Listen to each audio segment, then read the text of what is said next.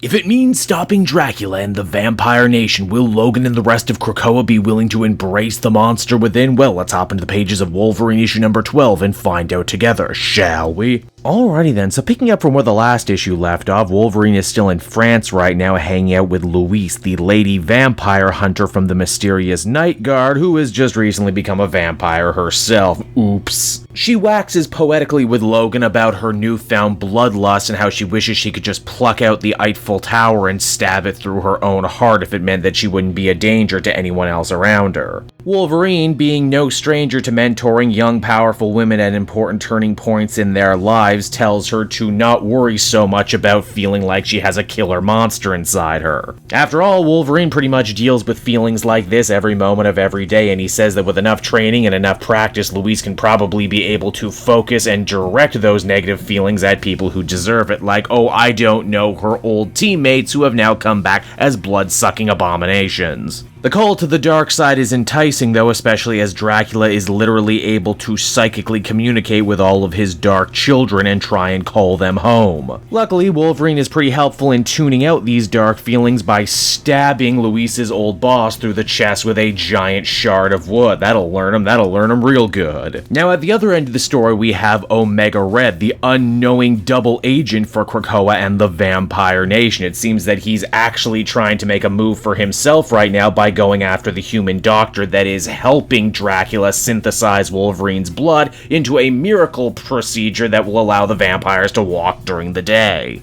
More on that story in a minute though. From there we actually transition on back over to Krakoa, where Wolverine has brought his new vampire hunting buddy so Forge can outfit her with some brand new vampire killing tech. Like a state-of-the-art battle suit that not only keeps the sunlight off her body but also manipulates the red blood cells in her body, making it so she doesn't need to feed that often. Top that off with a special helmet and a UV sword and you got yourself one lean, mean vampire killing machine that would even make Blade the Daywalker jealous. Wolverine and his new kitted out friend aren't exactly sure where they should start next though when it comes to actually taking it to the bloodsuckers. Luckily for them, they don't have to know because Omega Red of all people ends up giving them one hell of a proposition. You see, Red ends up coming clean to Beast and the rest of X-Force about being a double agent for the vampires. Obviously they already knew this, but they're not letting on that they already knew this. Omega Red's really feeling the pinch right now from the vampires and wants out of this rock and hard place situation that he's in, and he's willing to do whatever it takes to get the job done, including fucking over the vampires. How does he plan to do it? Well, admittedly, the plan is pretty damn genius. The vampires want Wolverine's amazing miracle blood so they can walk in the day, and Red says, well, maybe we should just give him to him. At first, Wolverine doesn't like this idea, but eventually, though, the wheels start turning. What do they have an abundance of in Krakoa right now? Oh, clone bodies, meaning that no one ever really dies, meaning that they can absolutely give a Wolverine to the vampires.